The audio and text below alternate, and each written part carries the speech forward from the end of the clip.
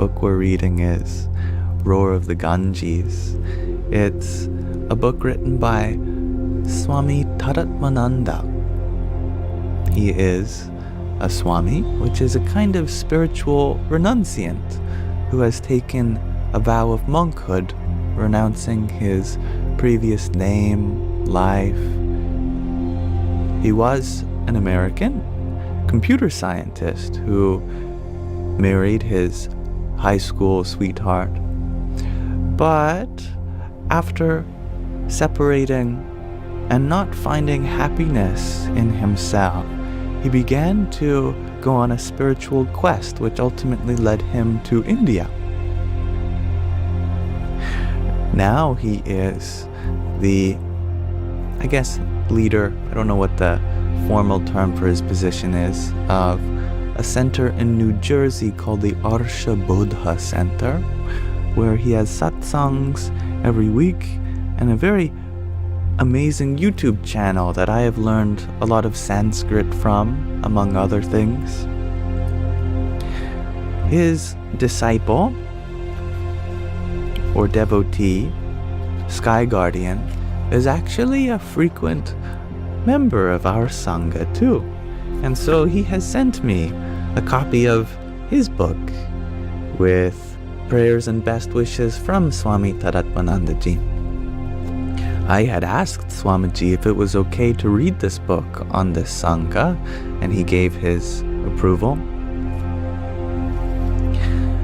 And he said that I didn't even have to encourage anyone to buy it because he'd be making it as a free PDF soon. So in case you wanted to get your hands on it yourself, you can for free in the near future. I also asked if it was okay to make these readings public. That is, clip them and put them in a dedicated playlist on my YouTube channel. And he expressed that it was okay as well. So, I'm very lucky and grateful to have this book here. This chapter is called Path from the Past. Monday, March 13th. After breakfast, Vijay, his friend, and I set out to visit the nearby Kailash Ashram, named after Mount Kailasha, the mythical Himalayan abode of Lord Shiva. This ashram is considered by many to have the highest standard of teaching among all those in Rishikesh, the city he is staying in North India. The head of the ashram, Swami Vidyanandaji, taught an Upanishad class every morning at 10 in the morning. Vijay had regularly attended those classes and invited me to accompany him to observe the highly traditional style of teaching there. We followed a footpath next to the river, winding our way through the maze of rocks and boulders scattered by the seasonal floods. Before reaching the Ram Jula Bridge, we left the riverbank and walked through a vacant expanse of grass and rocks to the Kailash Ashram. Its compound and buildings were clean and well-kept, but seemed barren, lacking any trees or gardens whatsoever. We were almost late for class, so we immediately climbed the steps to the lecture hall. Swami Vidyananda walked in just behind us, carrying 2 thick books. When he entered the hall, everyone rose to their feet. He walked slowly down the center of the room, pausing as students prostrated before him and touched his feet, a sign of reverence in India and respect. He wore a single, unstitched ochre cloth wrapped around his waist and thrown over his left shoulder.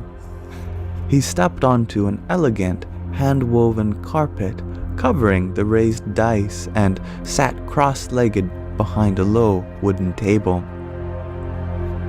As he opened and arranged his books, the students bowed with folded hands. before returning to the mat-covered floor to sit erect, alert, and ready to begin their studies. Hello, painted lady. Vijay and I sat to the right, behind the 50-some men present. To our left, a dozen women sat separately. I leaned towards Vijay and whispered into his ear, "Are all these residents of the Kailash Ashram?" In India, you can not just stay to study at spiritual hermitages, but also live there for some time. "No," he said softly. "Only the brahmacharis, the students in front wearing robes, are staying here. Others are coming from different ashrams to attend these classes." "Do any of the women stay here?" I asked. Vijay shook his head. "No, of course not. This ashram is very traditional. Women are not allowed to stay here." Just then, Swami Vidyananda cleared his throat loudly and began to intone a Sanskrit prayer. The others joined in, chanting harmoniously, filling the room with their strong, clear voices. I had seldom heard a group so meticulous in their cadence and diction. It is customary to begin every class with a prayer or two, but here Swami Vidyananda led his students for nearly 15 minutes of chanting. They began with Vedic hymns, followed by prayers to various gods. And we will be doing a Vedic hymn at the end of this live stream as well, together. To various gods, including Ganesha, the remover of obstacles, and Saraswati, the goddess of knowledge. They concluded with verses praising the scriptures, the guru, and teaching tradition. All this they recited from memory. The Swami then adjusted his wire-framed glasses and peered out into the hall, perhaps taking note of who was absent today. Swami Vidyananda Giri was not a teacher to be taken lightly. A large, big-boned man of North Indian stock in his mid-60s. He was an imposing figure, both physically and intellectually. The corners of his mouth were habitually downturned in a perpetual scowl, making him appear intense and serious. Intellectually, he dwarfed those around him. He had taught Indian philosophy and Sanskrit in universities for decades before becoming a sannyasi, a renunciant. He later received the title Mahamandaleshwar, an honorific given only to India's most important spiritual leaders. And I'm curious about the Sanskrit of this. Maha means great. Mandala sounds like the circle that we often have on tapestries. And Ishvar means God. So the great circular God. Perhaps there's a better way to deconstruct that. Nonetheless, his scriptural learning and command of logic, together with his reputation for being highly critical and sarcastic, made him a formidable scholar. Although mere erudition is not the goal of spiritual life, Swami Vidyananda was trained in a scholarly tradition which embodies the Vedantic teaching methodology essential for leading students through the process of self-discovery. His class on the Brihadaranyaka Upanishad was a brilliant example of traditional scholarship.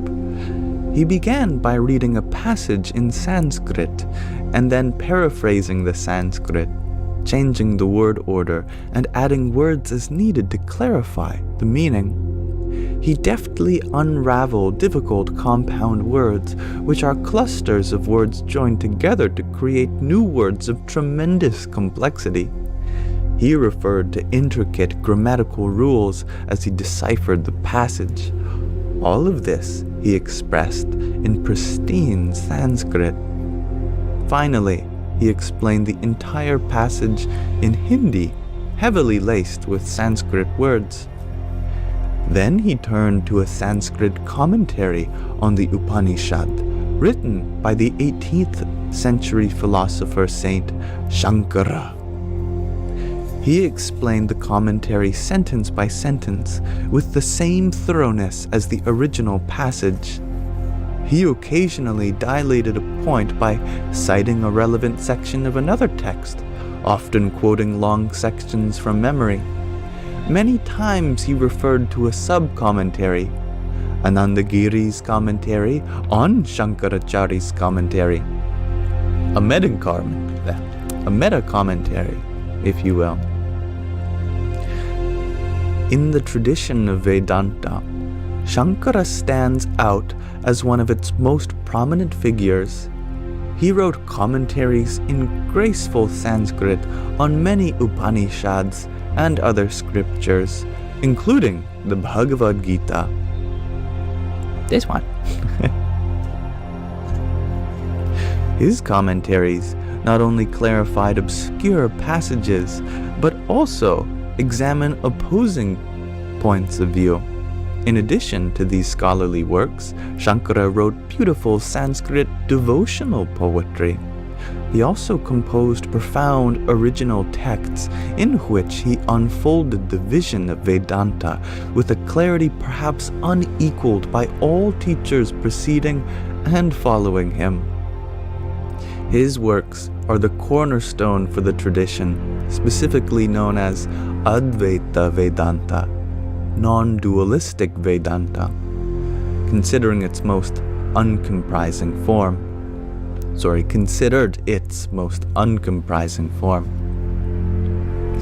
One of the verses recited by Swami Vidyananda and his students before class said, "I venerate the lineage of teachers, beginning with the Lord himself, having Shankara at the middle and extending up to our own teacher."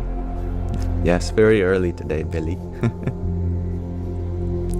Shankara inherited a profound teaching tradition and enriched it tremendously before passing it on to his students. His main disciples strengthened it further by adding their own insights before passing it on to their students, who passed it on to their students, and so on. All of them were links in an unbroken chain of teachers. The verse above traces this succession of teachers all the way back to God, the Creator, who is considered the source of all knowledge. It also traces the lineage forward to contemporary teachers like Swami Vidyananda Giri himself. His students and those of other traditional teachers will become the next links in this unbroken chain. Today, this ancient tradition has collided with modern world. Revolutions in communication and transportation have opened doors between cultures that previously seemed to be impenetrably sealed. For the first time, foreign students can pursue a tradition that had previously been accessible only to those born Hindu. Foreigners were once considered outcasts and were barred from such studies. A few extremely orthodox teachers continue to follow an ancient mandate which restricts formal scriptural study to male members of the upper three castes. Even today, foreigners are sometimes barred from highly orthodox ashrams, including the Kailash Ashram. As an American, I was welcome to visit, but I would never be accepted as a resident. Highly orthodox ashrams, including the Kailash Ashram. As an American, I was welcome to visit, but I would never be accepted as a resident. No. Seems my internet disconnected me for a moment. But do let me know when it has returned, so that I may continue where it left off. We are almost at the end of the passage anyway.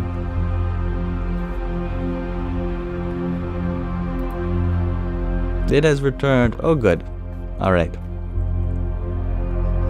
Yes, Swami Vidyananda believes this tradition should be protected by teaching only in Sanskrit and vernacular Indian languages.